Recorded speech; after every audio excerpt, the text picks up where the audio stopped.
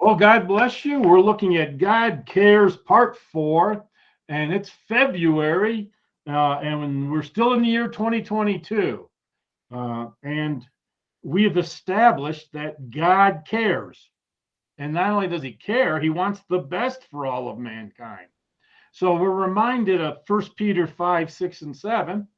Humble yourself, therefore, under the mighty hand of God, that he may exalt you in due time, casting all your cares upon yourself, because you can handle it yourself. No, it doesn't say that, does it? That's why I always add that verse before that. Humble yourself so you'll cast your cares upon God, because God really does care for you. So we're picking this up in Genesis 4:25. And in Genesis 4:25, we read, and Adam knew his wife again, and she bare a son and called his name Seth.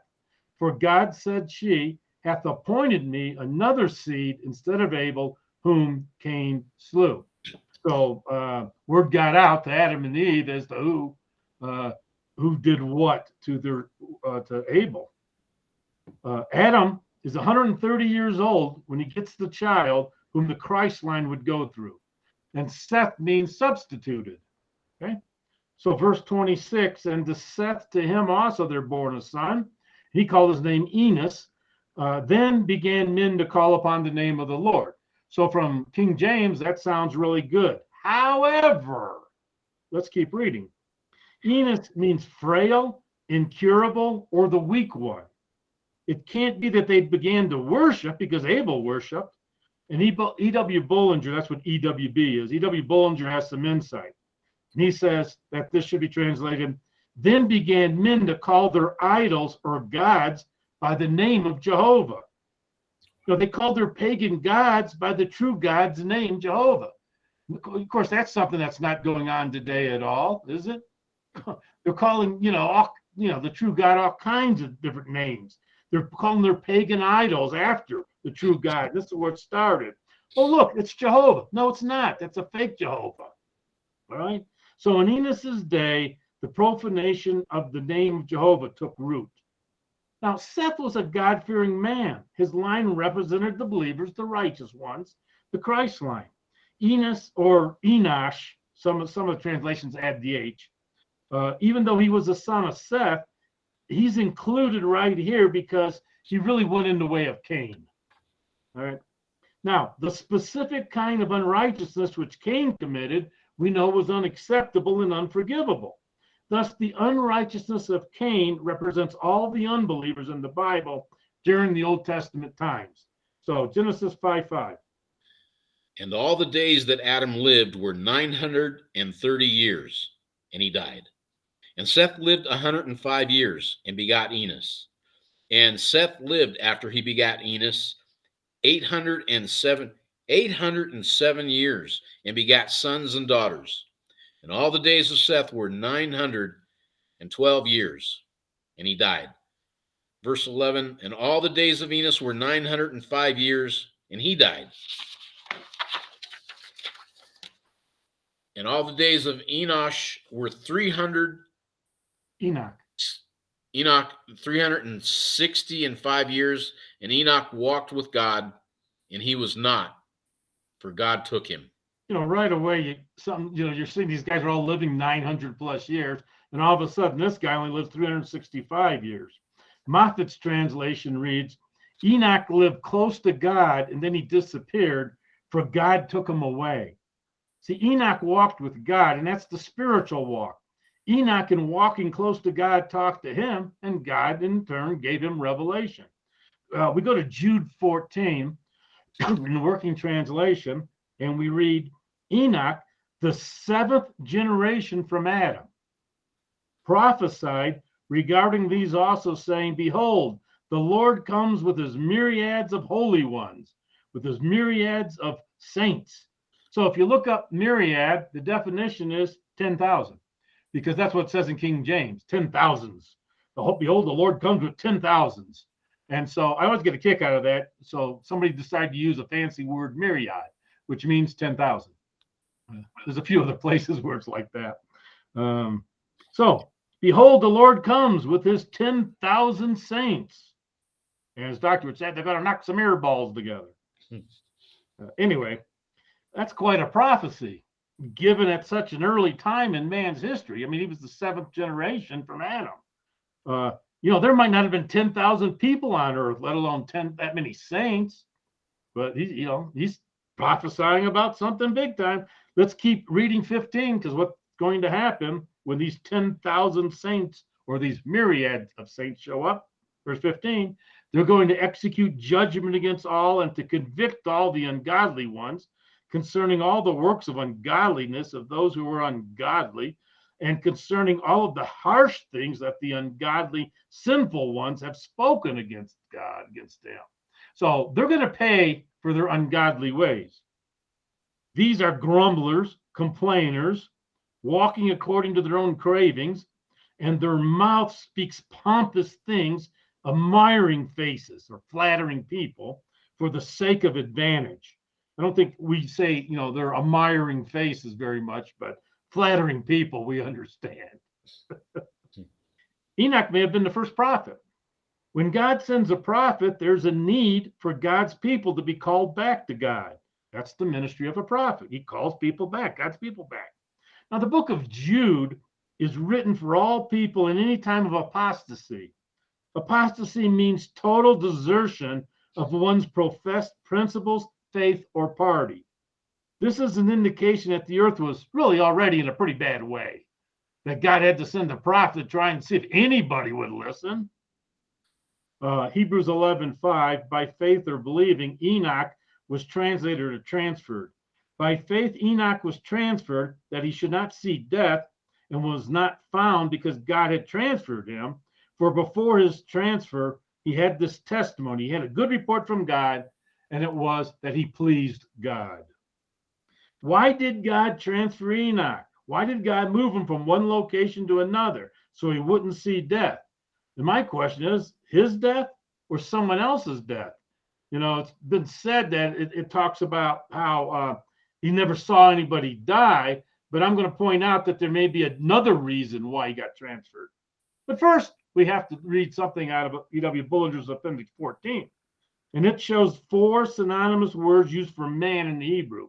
The first one is Adam, and that denotes his origin as being made from the dust of, Adamah, the ground. Okay? Ish has regard to sex, a male. Remember, Isha is the female, and the women's had the last laugh ever since. Remember that joke by Doctor? Okay. Ish is a male. Isha is the female.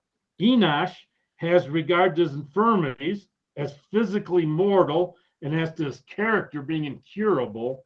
And then finally, Gerber. And Gerber is the baby food.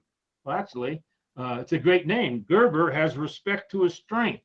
A mighty man. You eat a lot of Gerber, you'll grow up to be a mighty man. So those are the 4 Hebrew words, okay? And that will come in handy here in a minute. Now, Adam, or Adam, without the article, the Adam, denotes man or mankind in general. With the article, it denotes the man, Adam, though it's translated or rendered man. Now, later in Genesis 6, the Hebrew Adam means man or men and is used of the descendants of Adam. Hence, Christ is called the son of Adam, not the son of Enosh. All right, so the reason for that is we're going to differentiate in certain verses which Hebrew word man is being referred to, because it will help us to understand what's going on in the history of the world by Mel Brooks right here. Genesis 6:1. And it came to pass when men, okay, it's actually singular and it's got the article. It came to pass when the man Adam, the Adam, okay, that's what we're talking about here. The Adam began to multiply. He began multiplying wickedness at the times of Enos in 426 on the face of the earth, and daughters were born unto them, Adam and Eve. So this is telling us that Adam is moving further and further away in wickedness as he lives life.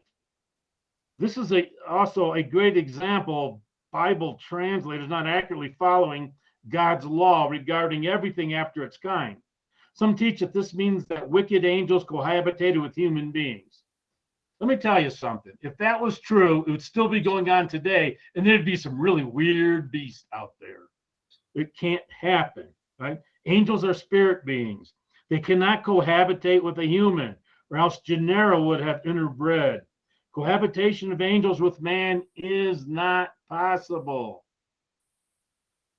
John 3:6, that which is born of the flesh is flesh, and that which is born of the spirit is spirit. Right. Angels are spirit beings. What we're referring to here is believers. Well, I didn't read verse 2, did I? I got to go back and read verse 2. Sorry. That the sons of God, this is the believers line, okay? The sons of God, the believers line, saw sense-wise the daughters of men. And here it's the man. It's the article, the man Adam, right? The unbelievers line.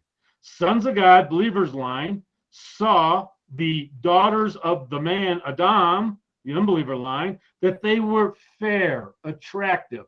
You can put whatever other adjective you would like in there. I had about 5 of them, and I just moved the word attractive in there. That they were fair or attractive, and they took wives of all or any which they chose. Hey, you can be my wife. Child bride. No, but any which they chose, they wanted them, they took them. They took wives of any which they chose. So that's the verse I'm talking about. And people are saying, well, it's just angels are cohabitating with humans. Can't happen, right? Flesh is flesh, spirit is spirit. What we're dealing with is believers marrying unbelievers. The line of Adam had become corrupt. And so that's the unbelievers line. The believers line, sons of God, saw the daughters of men, the daughters of the man Adam. Unbelievers line, they were attractive, and they started to take wives. And that caused problems, because when believers married unbelievers, 9 out of 10 times, the unbeliever is going to win. Believers need to marry believers. When believers wandered from their own and married unbelievers, trouble ensued. 2 Corinthians 6:14, be ye not unequally yoked together with unbelievers. For what fellowship hath righteousness with unrighteousness? And what communion hath light with darkness? And then Genesis 6:3 as we continue. And the Lord said, okay, my spirit shall not always strive, or my spirit shall not always remain in the man Adam. Not with just mankind, but with the man Adam.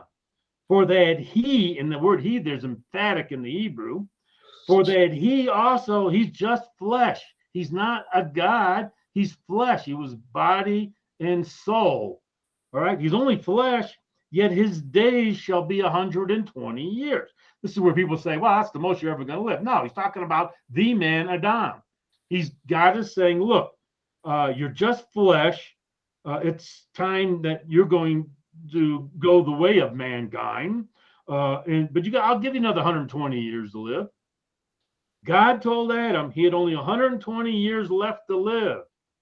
Was Adam the first to die of natural causes, not being murdered or killed by a wild animal?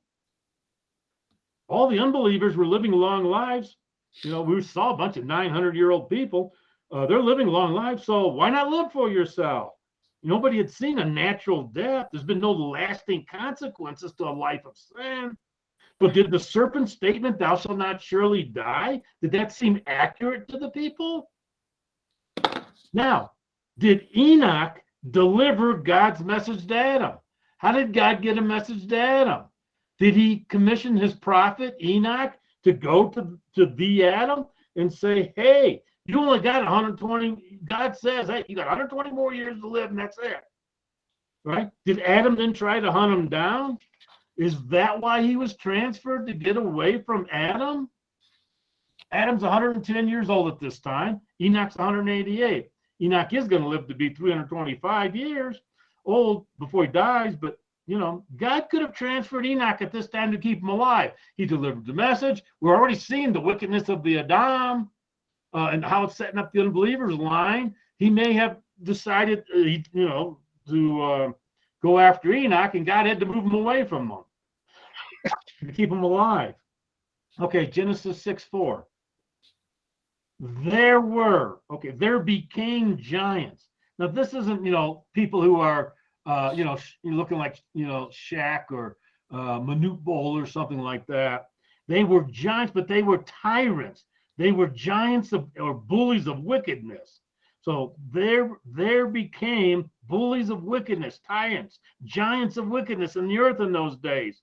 And also after the flood, when the sons of God, which is the believers line, came in unto the daughters of men of the man, Adam, the unbelievers line, and they bare children to them, the same, their offspring, and their offspring became mighty men, his Gerber, mighty men of wickedness. The unbelievers line and the believers line produced children who became mighty men of wickedness, which were of old men, Enosh. Right, here's one of the other words, men, Enosh, of renown. They're renowned for their evil. They're renowned for their wickedness. They're renowned for their moral depravity. These men of wickedness wanted to make a name for themselves. They wanted to be famous. This was a major attempt at infiltrating and destroying the Christ line. All right, verse 5. And God saw that the wickedness of man. Now, Bullinger switches to the descendants of the Adam here, just mankind in general, right? God looked and saw that mankind, not just the Adam, but mankind, the descendants of Adam, he just saw wickedness. And it was great in the earth. And that every imagination of the thoughts or inclination of the thoughts of the heart was only evil continually. Right? The word imagination can be, a lot of the other translations have inclination. I like that better. And that every inclination of the thoughts of the heart was only evil continually. Okay, so what was life like on earth at this moment?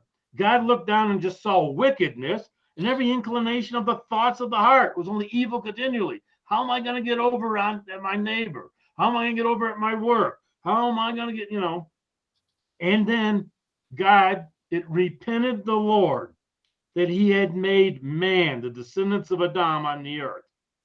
All right. And it grieved him at his heart.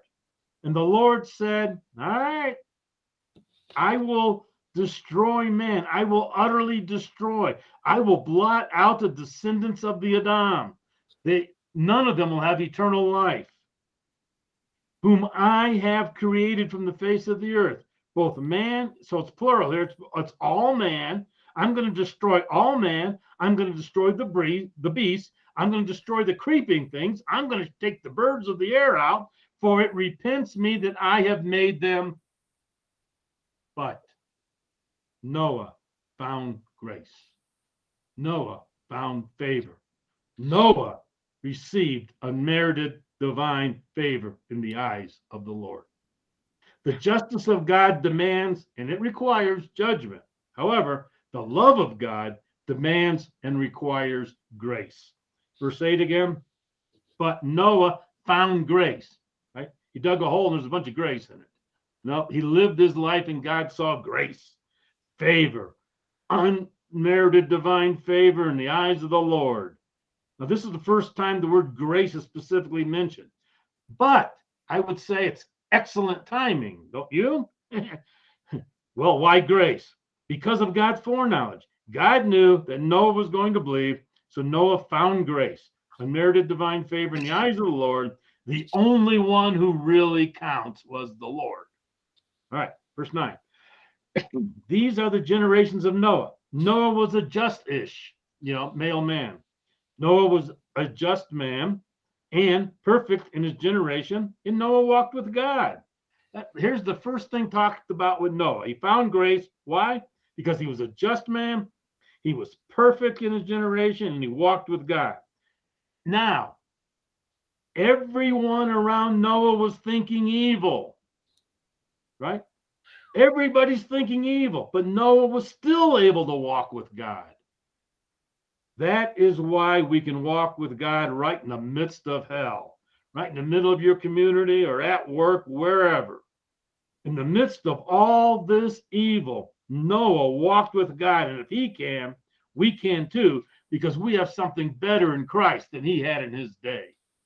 Now, the word perfect in verse 9 means without blemish. Noah was without blemish because he was a pure bloodline. He hadn't married himself off to a daughter of man, to an unbeliever. He had married another believer. Verse 10, and then Noah had 3 sons, right? Shem, Ham, and Japheth. And here we see the purest bloodstream available. No unbelievers in here. Verse 13. So God says to Noah, the end of all flesh has come before me, for the earth is filled with violence through them. And behold, I will destroy them with the earth. I will eliminate them, and the earth is going to get destroyed too. Now stop for a second. Did the earth explode? No. Did the earth just get blown to smithereens? No. But he's saying it was destroyed.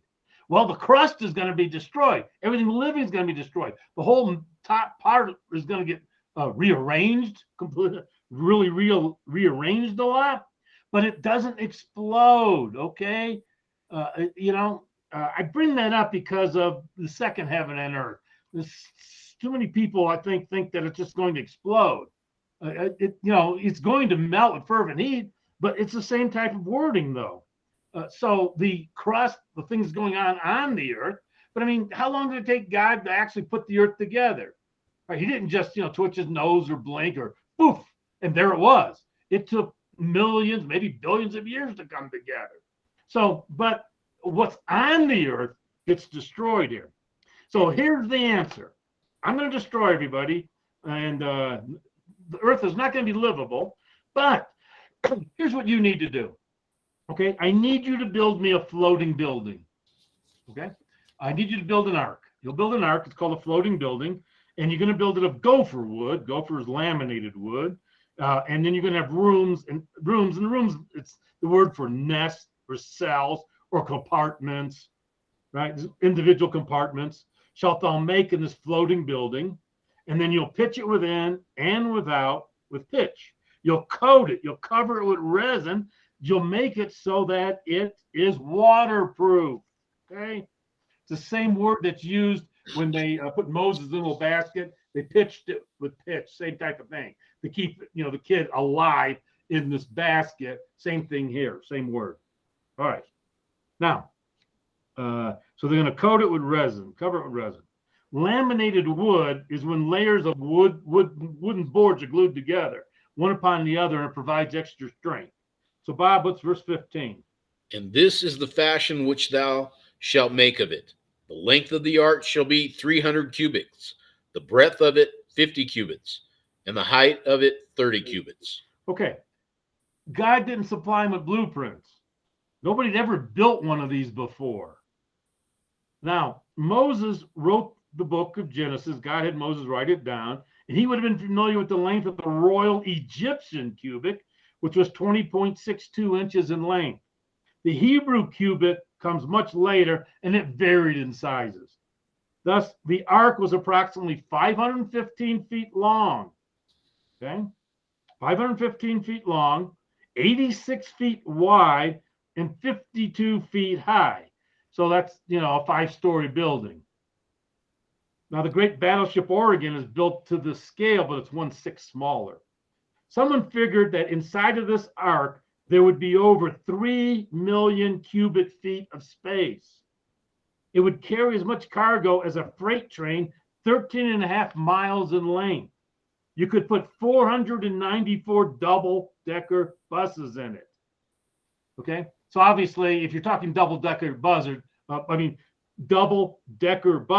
we're dealing with somebody from England. We're talking about, this guy here, he came up with the amount of room and all, but 494 of these buses there with all these tourist people in it. Plenty of room for animals and for food.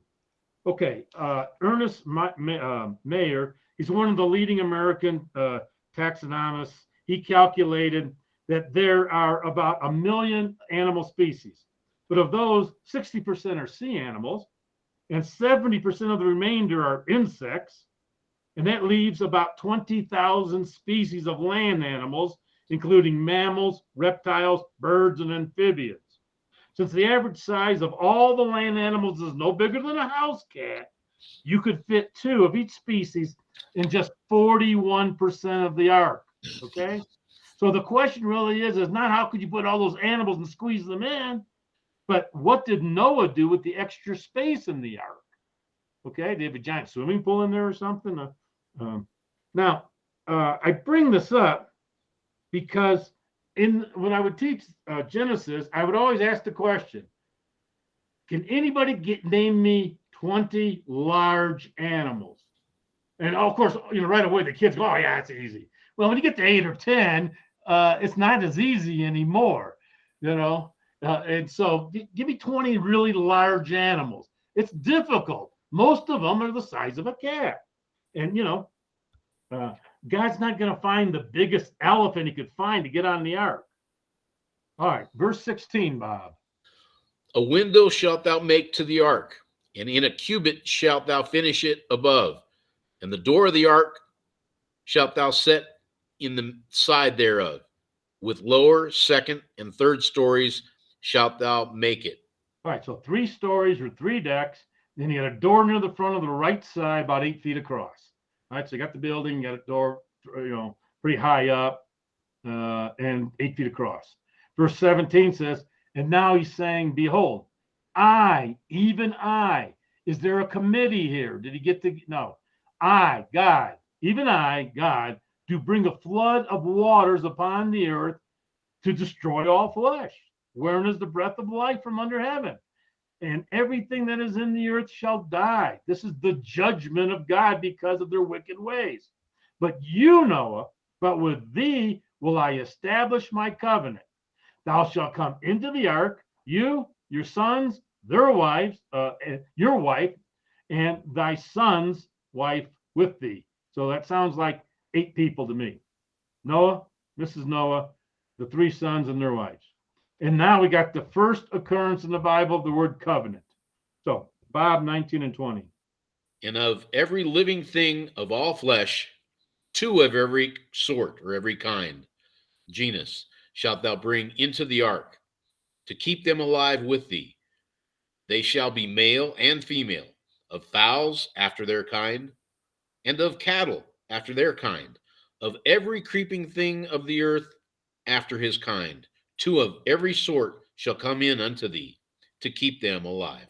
Yeah, if you've ever seen a chart over the last 400 years of dogs, you start with 2 dogs, and then all of a sudden you got things that look like St. Bernards and they got to look like Chihuahua as they intermingled. But you only needed 2 dogs to come up with all, 2 of the species to continue to make more and weirder looking ones. So that's what he did. He's got male and female. So Bob, what's next? Oh, everything after its kind. We got to do that one. That's the whole key here. Everything after its kind. The cattle is used here and symbolized for the larger animals, and creeping things are the smaller 4-footed animals that appear to creep along the ground like reptiles. So 21 now. And take thou into thee of all food that is eaten, and thou shalt gather it to thee, and it shall be for food for thee and for them. Thus did Noah, according to all that God commanded him, so did he. Noah is going to do exactly what God tells him to do, which is a good thing because it kept him and his family alive. Genesis 7:1. And the Lord said unto Noah, come thou and all thy house into the ark, for thee have I seen righteous before me in this generation. Does God care? God absolutely cared, but he can only find one guy, and his whole family went with him. Noah, not necessarily anyone else yet. I think maybe his children had a change of heart once they got in the boat, and it really did start to rain. All right, verse 2, Bob. Of every clean beast thou shalt take to thee by 7s, the male and his female, and of beasts that are not clean by 2, the male and his female. All right, clean beasts by 7s for sacrificing, 2 for preservation of species. Verse 3. Of fowls also of the air by 7s, the male and the female, to keep seed alive upon the face of all the earth. Birds help in the movement of seed on the earth because they eat so much that they leave their trailings all over the place. So they help with the movement of seed on the earth. All right, verses 4 through 7. And yet 7 days. In 7 days, no, I will cause it to rain upon the earth. It's going to rain 40 days and 40 nights. And every living substance that I have made will I destroy from off the face of the earth, off the face of the ground. And Noah did according to all the Lord commanded him. And Noah is 600 years old now. This is around the year, on my calculations, around the year 2298 BC, when the flood of waters was upon the earth. Noah went in, his sons went in, his wife went in, his son's wife with him into the ark because of the waters of the flood. Now, I was going to kick that Noah's wife's, her name is never mentioned. So we always refer to her as Mrs. Noah. Yeah. Okay, verse 10. And it came to pass after the 7 days, so he tells them to go into their 7 days, that the waters of the flood were upon the earth. In the 600th year of Noah's life, in the second month, 17th day of the month, the same day were all the fountains of the great deep broken up. So the underground volcanoes, the underwater aquifers, everything got broken up, and the windows of heaven were opened, and rain fell for 40 days and 40 nights, like God just said. So you got everything down here, and it got up, and there's a canopy up here, and it hits that, and it starts dropping water from up there too. So we got water coming from both places. All right. This was the first rain. A mist rose up in the garden to water it. Genesis 2:6. Now, it took some believing action on Noah's part. First, to walk with God in the Lamb, where everyone around him is spiritually sick. Then to build an ark, gather the animals, get the food, tell his family that they're going to go with him, and then make it through, live through the rainstorm. You thought you had a wild year. All right, verse 16. And they that went in, male and female of all flesh. And God had commanded him, as God had commanded him. And the Lord shut him in. For the third time, Noah did as God had commanded. I get a kick out of it. God keeps telling every few verses. Noah's doing as God commands him. Noah's doing as God commands him. And then the Lord, they got in, and the Lord shut the door. No unbelievers were going to pry the door open. And Noah wasn't going to get soft and open it for them either. Verse 17, Bob.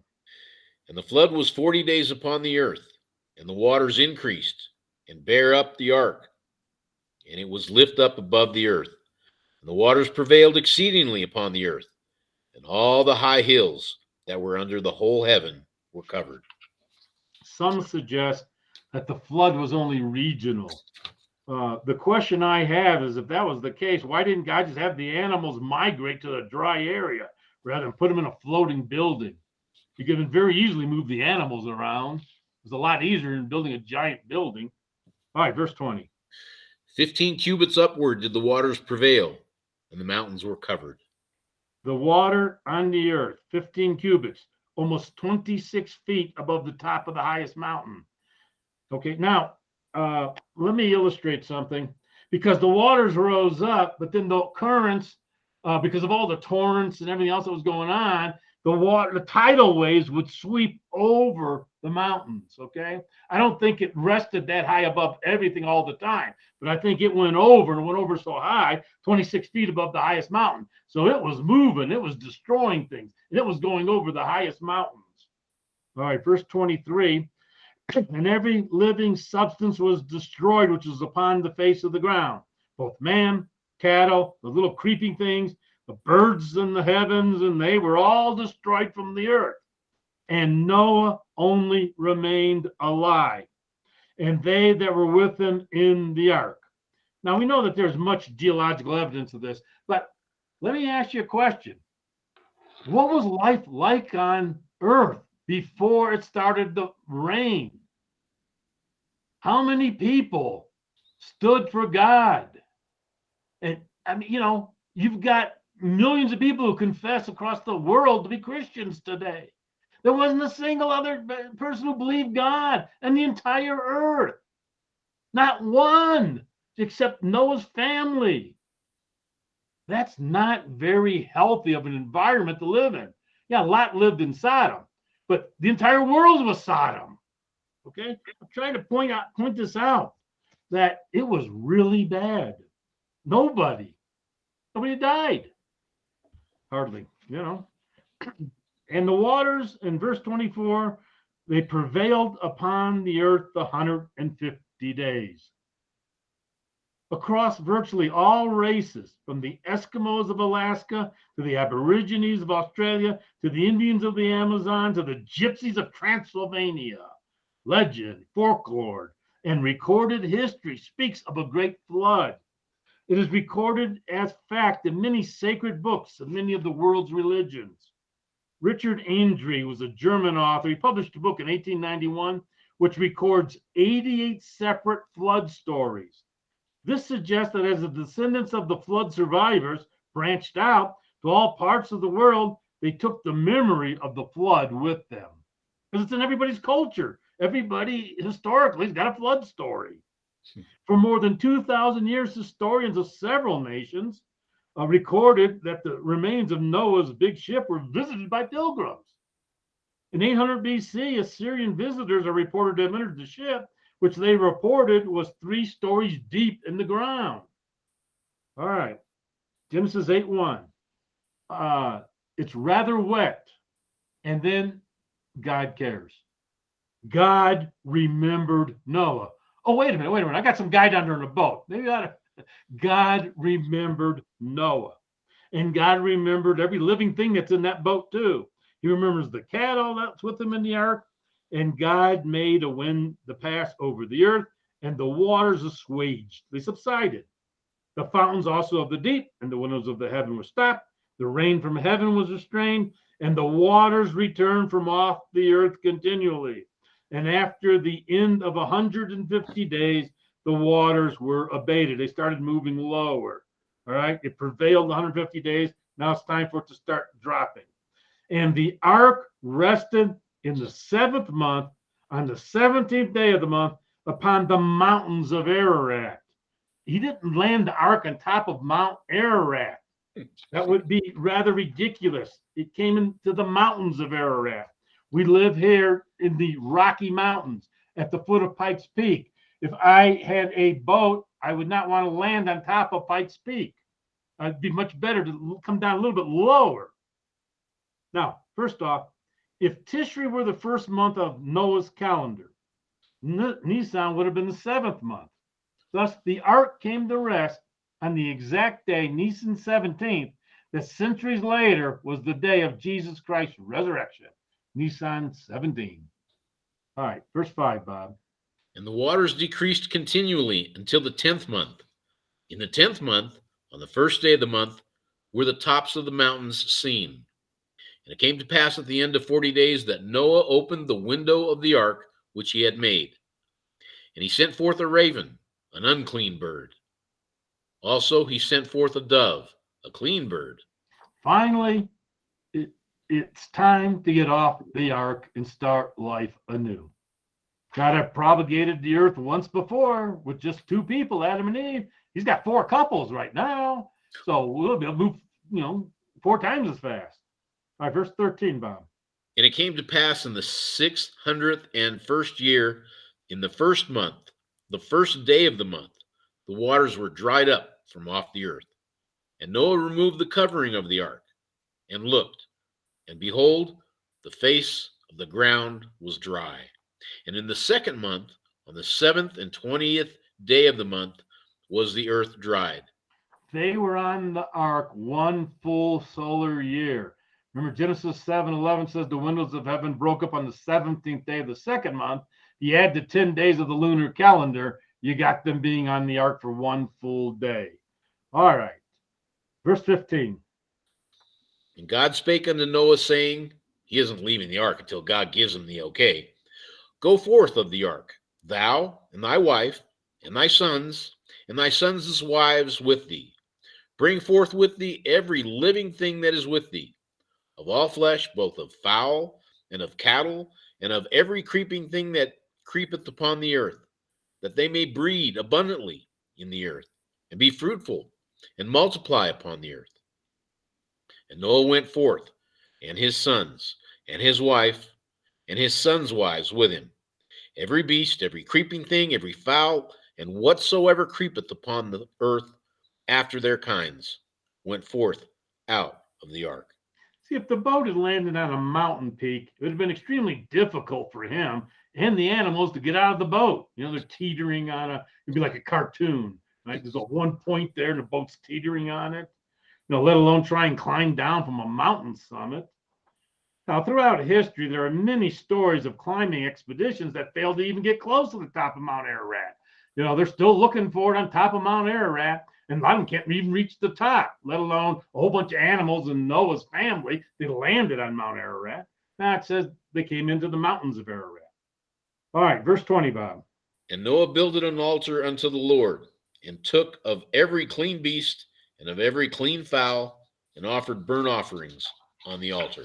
Noah kept God first. This was the need for the extra clean animals, right? He sacrificed them. They were saved from the flood, only to be the first thing sacrificed after the flood. And here's also the first use of the word altar. No mention with Adam, Cain, Abel, Seth, or Enoch. Verse 21, and the Lord smelled a sweet savor, which is a great figure of speech, especially after what had just transpired.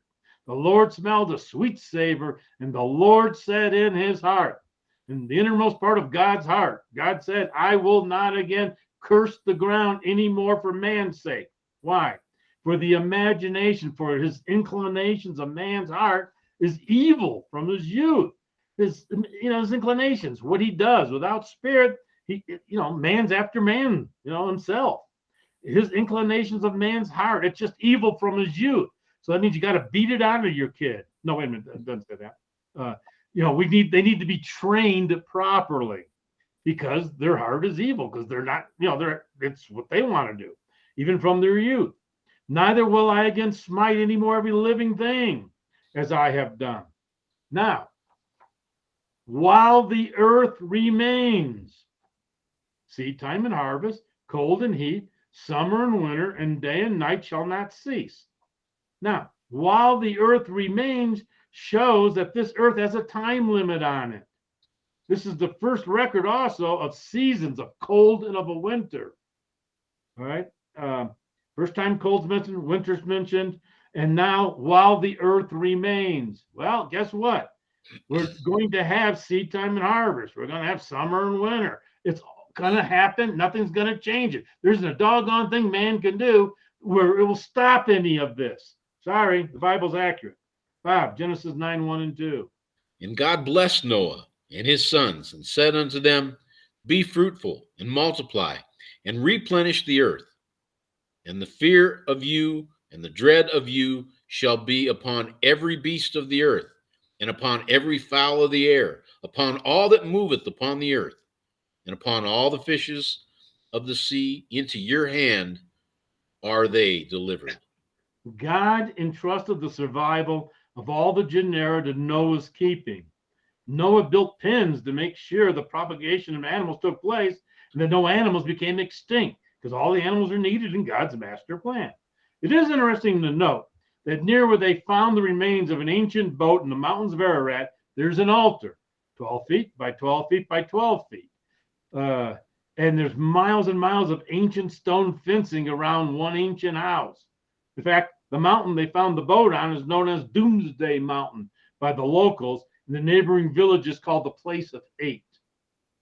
All big ships need ballast inside them for stability on the high seas.